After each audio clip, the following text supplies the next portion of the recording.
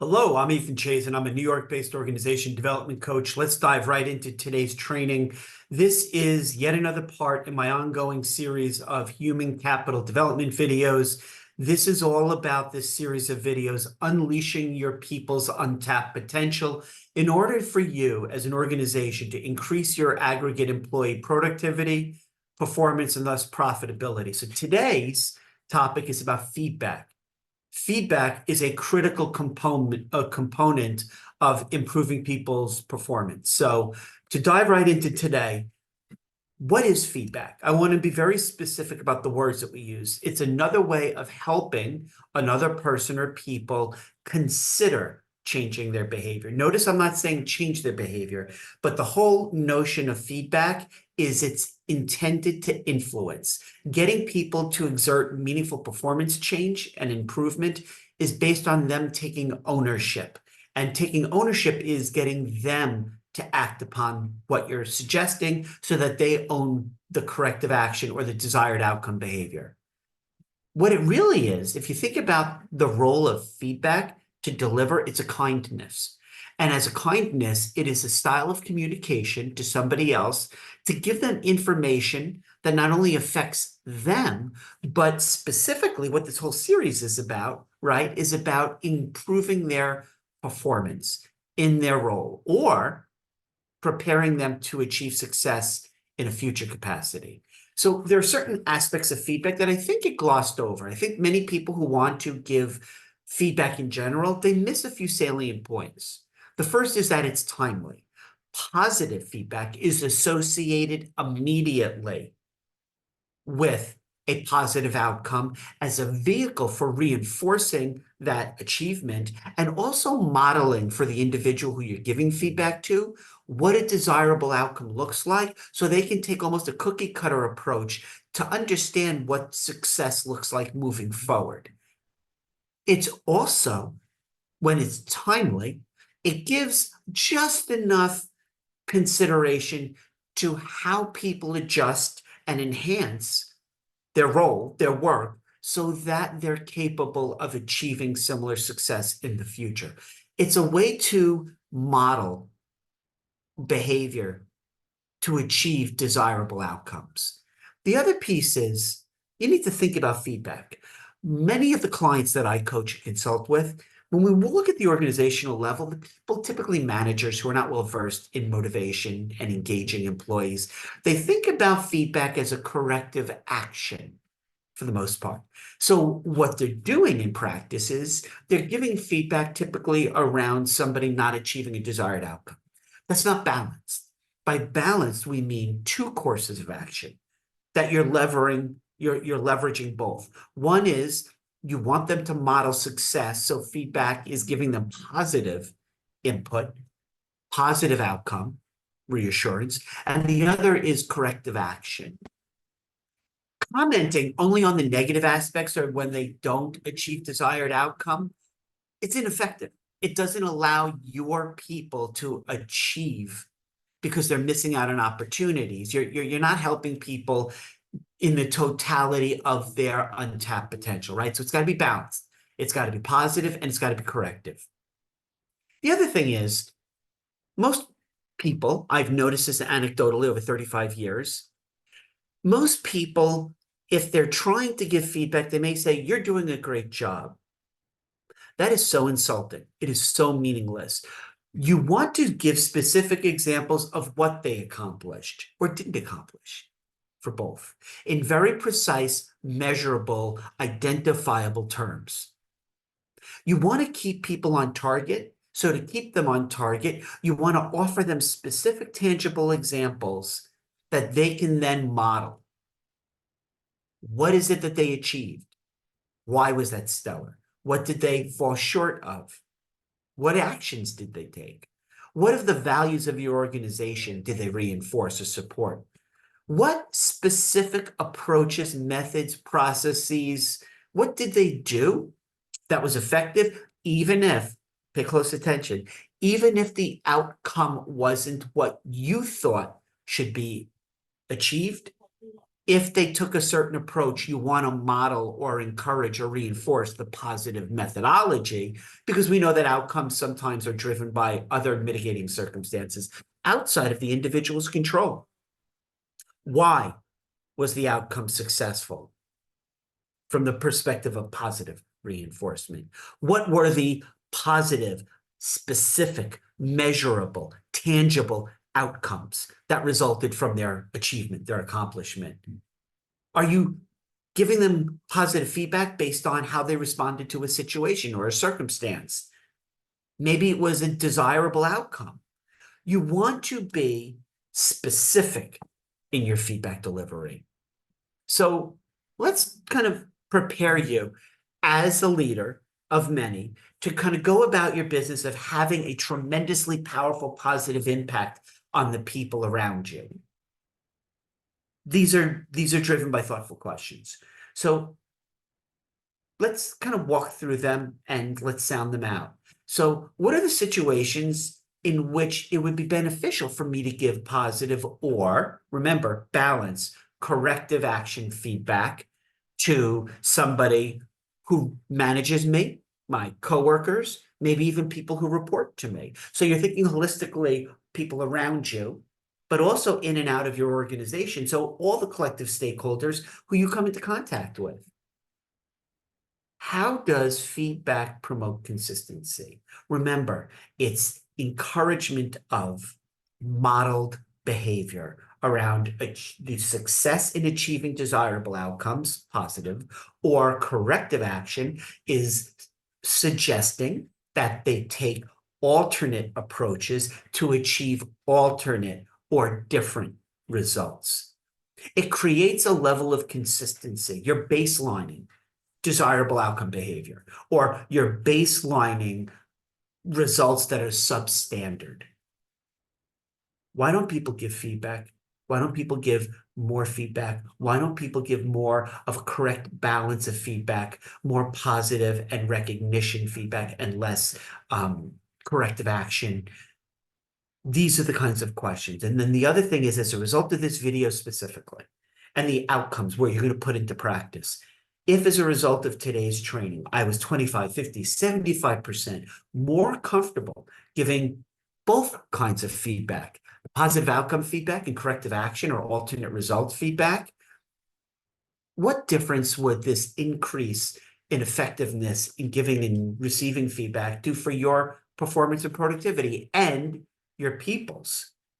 Because remember, the whole rationale for being more strategic and more effective in delivering and receiving feedback that you can incorporate is that you will be more productive and you will perform at a higher level. And thus your organization will derive benefit in terms of increased profitability, just as a result of your people performing at a higher level. So here are some thoughts in terms of giving feedback. Can an employee do or say whatever they want? Absolutely not. What is a required standard of performance? See, here's the thing. I found in my consulting practice when we do human capital development work, more often than not, an organization has not set effective benchmarks. They haven't communicated. They haven't managed expectations for their people in terms of what is a standard of performance. Now, you may say, no, no, no, we have KPIs, we have goals, we have performance reviews. None of those are standards. Do you have documented standards that measure outputs, behaviors, and actions of people's work? The measurable, tangible, resulting outputs of their work. Do you have measurable, documented benchmark standards? Does the employee's performance, does their actions either support or threaten your organization's safety, fellow employee, or even client satisfaction? Does their behaviors have a measurable impact in terms of peak performance, increasing revenue, finding new clients, top line? Or do they have an impact on bottom line in terms of reducing costs, operating more efficiently, effectively, rethinking, making ideas to redesign your policies, procedures, processes? Another question, as you think about the strategic ramifications of delivering feedback that works, Do I even need to say something? Should I let it go? It's a fine balance. There's no science to it. It's more of an art form. When do I step in and say something that has a positive impact in terms of reinforcing desirable outcomes? And or do I balance that with giving feedback to make suggested changes to adjust results? Sometimes we want to say something, but we choose to step back, and that passivity or lack of engagement is harmful in and of itself. So maybe we do want to lean in. So it's almost as if it's a dance. If you imagine lean in, lean back, so to speak. There are certain standards of guidelines, and I'm sure you've heard these, but do you internalize them? Because I've seen it countless times in my work with over 500 organizations. There is this mantra or a universal standard we praise publicly. Remember, we do all the other things I've already talked to in terms of positive reinforcement, giving positive feedback. We do that publicly. When it's time to give a corrective action feedback, which I'll talk through the distinctions between the both in a little bit. But when we have that corrective action, that's a one-on-one conversation by necessity, because we want to operate under the assumption that people are sensitive, people will internalize more often than not when you're speaking to them in confidence. Again, I've talked to you before about the notion power balance in the positive and corrective, but also the timeliness. I cannot understate the value of being in the moment where it's freshest, where they can visualize what happened and why that was a success versus if it's a corrective action, what they could do to achieve an alternate resolution. Don't overload. I have countless stories in my own 20 years in corporate America and my 15 years in consulting where I've witnessed firsthand or had it done to me, where you overload the person. And by overload, I'm talking about the corrective action, where it's, you didn't do this, this was done incorrectly, I would have done this. And you have to really think from the perspective of human behavior. There's a whole bunch of psychology to organizational development. People tune out if they feel that they're being attacked, if they're overwhelmed, if they can't process all of the change you're suggesting they make. There's power in language. There really is power. And so when we're talking about feedback, when I do training programs for groups of individuals, when I go on site or do it remotely, and we're talking about language, you may find yourself in the category of but. You did such and such, and that was great, but. The word but has a very specific result. It minimizes or deletes all of that initial segue positive praise. So when you're saying last Thursday, when you met with the account and you walked over the next year planning cycle, that was tremendously powerful because you achieved this, this, and this. And because if you say the word but, that'll say, but what you did wrong was, so forget that compliment that I gave you. What we're really going to focus on, and becomes a powerful tool to tweak your language to say, you had and that result last week when you spoke with the client. And because of it, we were able to, or we've positioned ourselves to get a referral of 2 other of their strategic vendors that may double the revenue out of that account. So tie related feedback together to maximize for them visually the impact. I cannot say this enough. We're in business to achieve results, or we may run a nonprofit to achieve results, or a government agency, regardless of the organizational structure. But when we're talking about the benefit to individuals of giving them guidance and advice on how to mirror positive outcomes they've achieved or achieve alternate results, be very specific in terms of language so that it's very clear cut. There's no ambiguity or potential for misunderstanding, but yet be sensitive to the individual. And the way you do that is this thing called empathy and emotional intelligence and reading people's body language and knowing when to lean in and when to pull back. So there is some consideration about tonality. I've said this, I know, several times, but specificity. The human animal is very comfortable labeling things. And sometimes when we label, we're less than concrete, less than specific. And so our labeling can potentially do harm. So this is what I mean. You think that an employee on your team or an employee that is on a team that you put together is lazy. What does that mean? Maybe you've witnessed certain behaviors and you are extrapolating or identifying that with a pattern behavior or personality trait, like laziness, but it actually has to do with something else because of when they checked in, the amount of time they invested on the project, the amount of time every day that they spend in the office. There's pattern behaviors and we label them. Let's say you just the Pygmalion effect, your initial knee-jerk reaction of somebody forms the genesis or the framework for how you interact with them moving forward. Your initial impression is they're not a team player. Why? What does that even mean? What are the preconceived notions you're bringing to bear that have maybe an abject or a negative, deleterious, harmful impact on your perception of them? Maybe you think that somebody who reports to you, or maybe you inherited somebody from another team, came over to your team, and they have a bad attitude. Why? Again, how would you prove that the label you've given?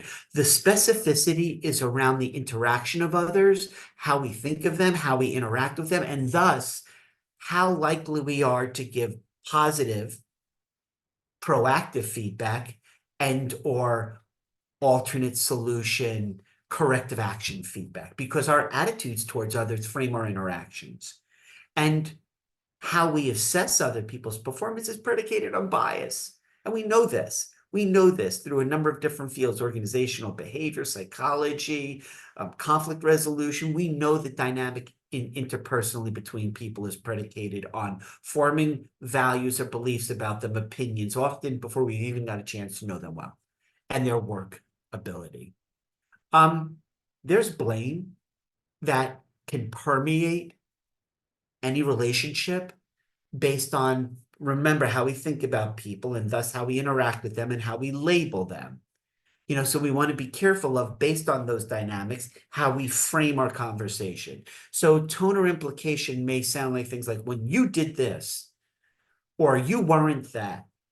And that's why I guard against, in my training, I'm very careful to warn you as a team, as an individual, when you're giving feedback and receiving it, we want to be very cognizant of the power that brings people in when we make positive statements.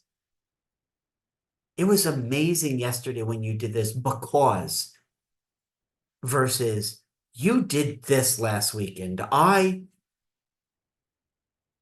talk about the fastest way to cause other people to put up guardrails or defense mechanisms. Geez.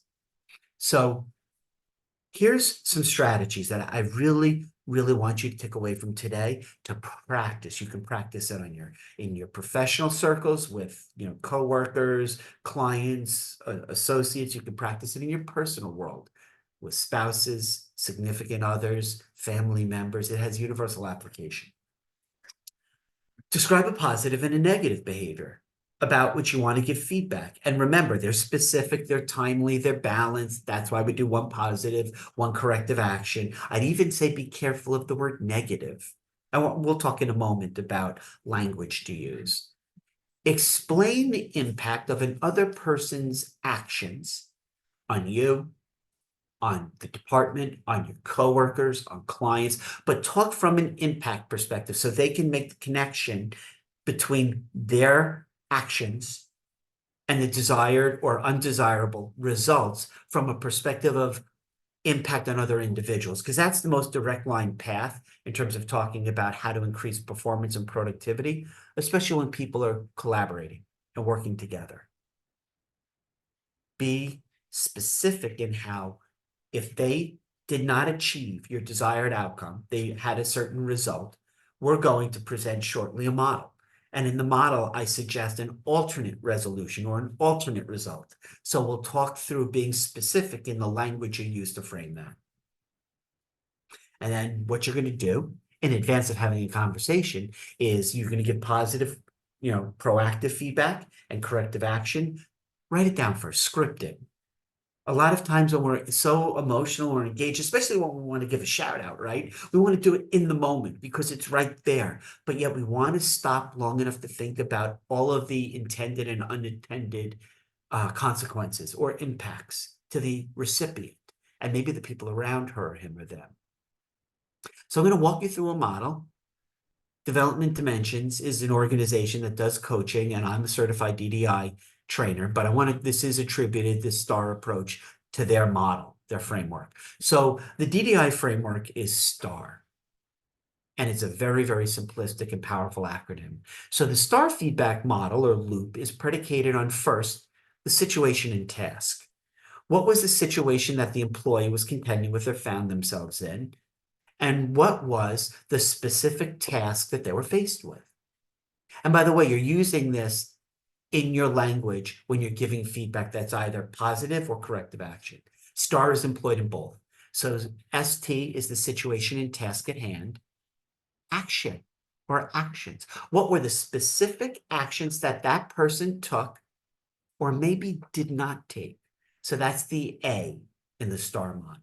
And R is the result of those actions. So you can see situation, task, action, result. It's a framework that works, whether you're talking about a positive outcome or maybe something where they achieved a result that wasn't desirable and you want to suggest an alternate resolution or an alternate result be achieved. So this is a really, really strong model. So now, giving feedback for corrective action, STAR AR.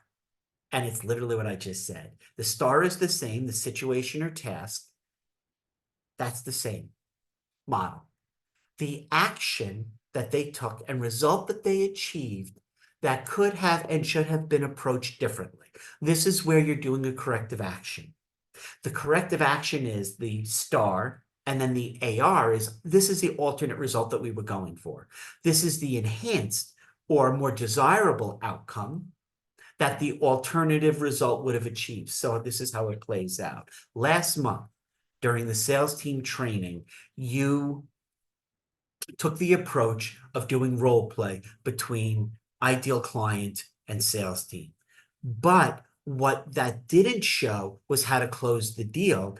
And it might have been interesting of instead of using an existing client, you maybe used one of the most challenging prospects that you were able to then convert from prospect to first-time customer.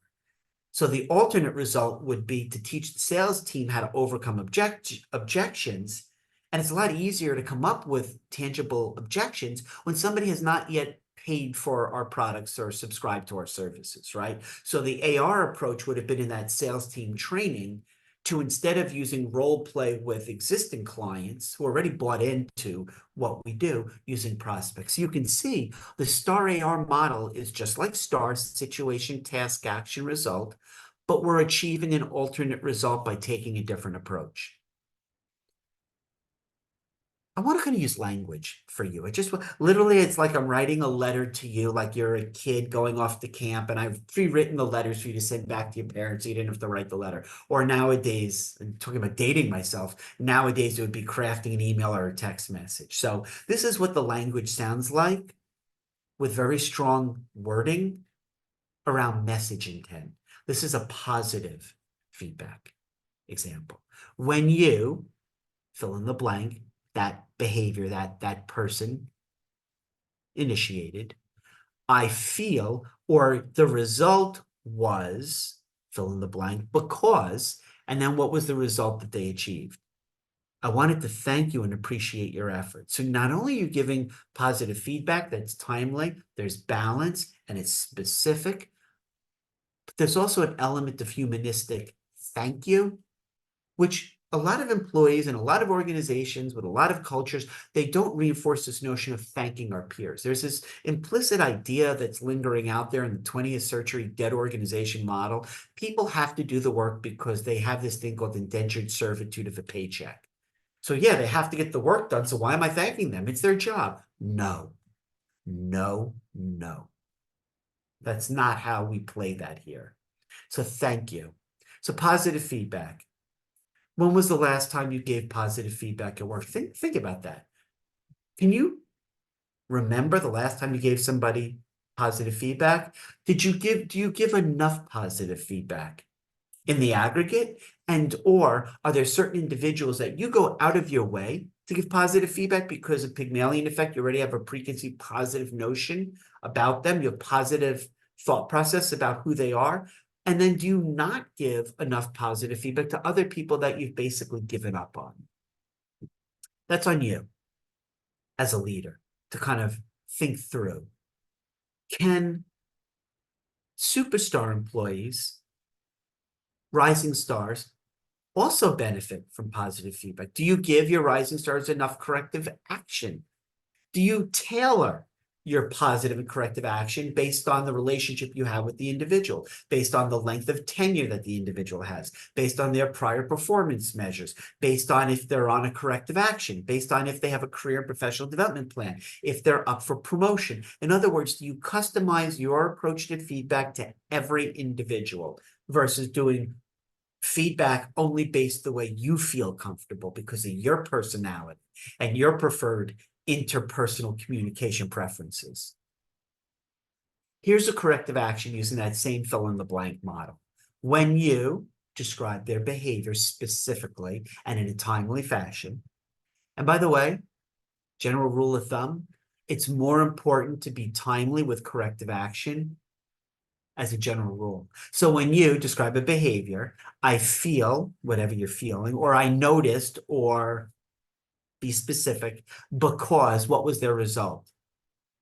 What I'd like to suggest, or have you thought about instead of that, and then suggesting an alternate behavior that will hopefully enable them to come up with an alternate or achieve an alternate resolution or an alternate outcome. My suggestion is to find a partner. And if you don't really have resources in your, network, I'd be happy as part of your attending this video to set up some time to do a consultation on, we can role play some of these and really come up with practical examples. I'm aware that I'm giving very kind of nebulous, kind of generic structure. So do you give enough corrective action feedback? Why? Why not? I can tell you early in my career, my 20s and 30s, even into my early 40s, I felt very uncomfortable. I'm conflict avoidance. I know that's part of my Myers-Briggs and my DISC assessments. So I tend to steer away from corrective action. And so I overload, and I used to overload, and there wasn't a whole lot of balance because I would go more, I felt more comfortable giving positive shout out, positive outcome feedback. So do you give enough of the balance, not just in the aggregate, in total, but also on a case-by-case, individual-by-individual, coworker basis? I've asked already, can superstars, your rock stars, benefit from positive feedback? Can they also benefit? Do they want, because they're intrinsically motivated, they're so self-motivated, do they also demand from you corrective action? And maybe you're kind of not giving it to them because you think, oh, they're wonderful. Point being, everybody can benefit from the balance between the two. There's this kind of outdated, I say it's outdated because it's kind of timeless, the notion of if you're going to give a corrective action, right, people are predisposed to be defensive. So first we're going to soften the blow, we're going to sandwich it in. We're going to praise them, then give a criticism or a corrective action, and then we're going to praise them again with positive reassurance, positive feedback. Well, think about that as a guiding example, but then we're going to customize it based on the personality, the style, the behaviors of the individual, and your relationship with her or him or them. You're going to think about that a little bit more on a custom basis. So here's the takeaway. I'd like to thank you for taking a little bit time out of your crazy day to listen in on these thoughts about the notion of feedback, that it's got to be balanced, it has to be timely, and it has to be specific. And as my thank you, I'd like to offer you the opportunity, if you're interested, we can schedule some time to talk through. As I said before, some of the modeling for the STAR was developed by DDI, an organization that does global coaching and training, which I'm certified in, as well as extended DISC in 6 boxes. So call to action. In addition to this video, which we keep under the playlist called How to Develop an Amazing Workforce, there's a lot of other videos that are on my YouTube channel. Go there, be sure to subscribe, drop a like to this video and anything else you see, and let's set up some time to have a follow-up conversation. Thank you for taking time out of your crazy day, and I look forward to having more opportunities to present these videos for your career and professional development. When you're ready to go chasing the dream, reach out to me. Take care.